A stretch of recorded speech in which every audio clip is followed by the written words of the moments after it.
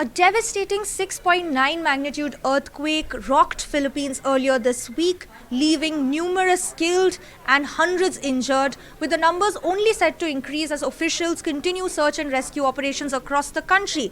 To understand this situation better, we have with us Dr. Winchelle Ian Sevilla, who's the Chief Science Researcher at the Philippine Institute of Seismology, who's going to explain to us why this earthquake was so devastating as compared to the other previous earthquakes that have also hit Philippines. Do you think that this earthquake was in a sense expected, or did this catch you by surprise? Actually, the Philippines is a seismically active region, so we are recording at least 30, on average 30 earthquakes per day. The area where the earthquake occurred, at least based on our current information right now, it was generated by an offshore fault. This offshore fault is not yet included in our active fault map, primarily because, well, I think number one is the fault most likely is located undersea.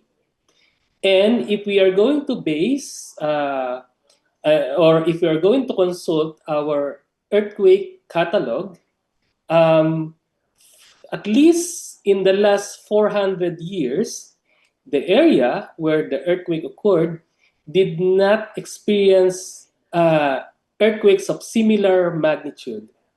We do have seismic activity in the area, but all of these earthquakes are small, usually less than magnitude 4 or around, let's say, close to magnitude 5. And most of these earthquakes are small enough that they are not being felt by our countrymen living on that part of the Philippines. So basically, it's the northern part of Cebu. So at least in the last 400 years, there was no strong earthquakes that occurred on that area. Now, Philippines, given the region that it's in the Ring of Fire, faces a lot of earthquakes throughout the year. But why did this particular earthquake cause such devastating damage across the country? I think at least for the area, there are two factors. For now, number one is the magnitude. A magnitude 6.9 is a strong earthquake that can cause significant damage. Number two is the depth. The depth is shallow. Based on our location program, we plotted it at the depth that we obtained where the rupture started was 5 kilometers. So it's pretty shallow. So the combination of the shallow depth of the earthquakes and its magnitude, plus the building practices. Let's say there are some old structures in there, contributed to the devastations or the damages being documented now in the epicentral area. Now,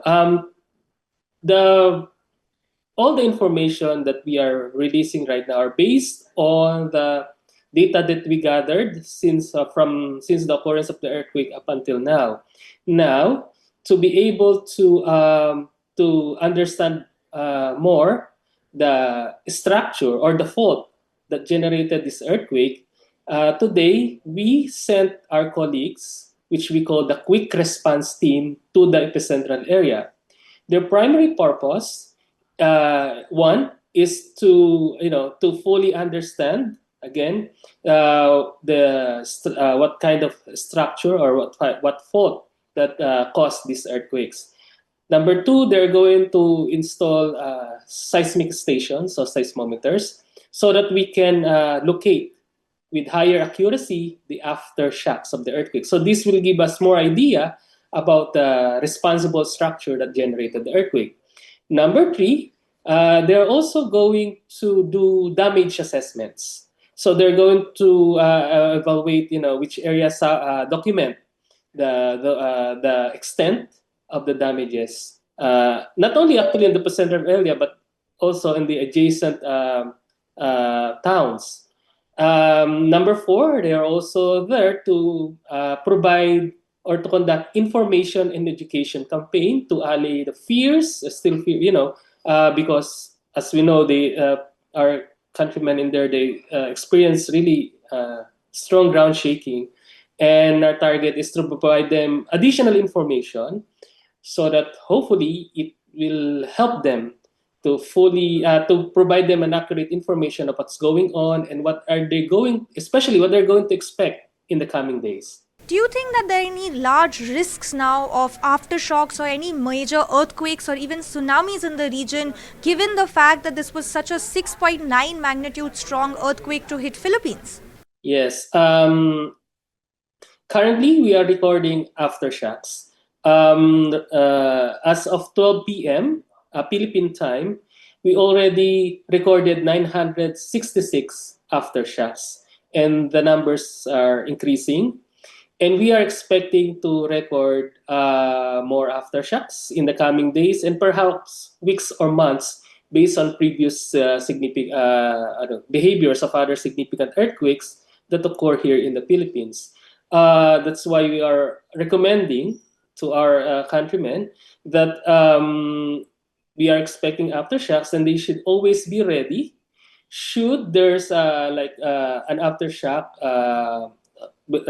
should there will be an aftershocks that wherein these aftershocks are, let's say, strong enough that they're going to feel it, we are recommending that they protect themselves by doing the drop, cover, and hold. And we are also recommending them that they should make sure that the built structures, their houses, the buildings are, safe before they go inside inside of any structures. With over 900 aftershocks being recorded, what are your recommendations for citizens to protect themselves in case of such major earthquakes?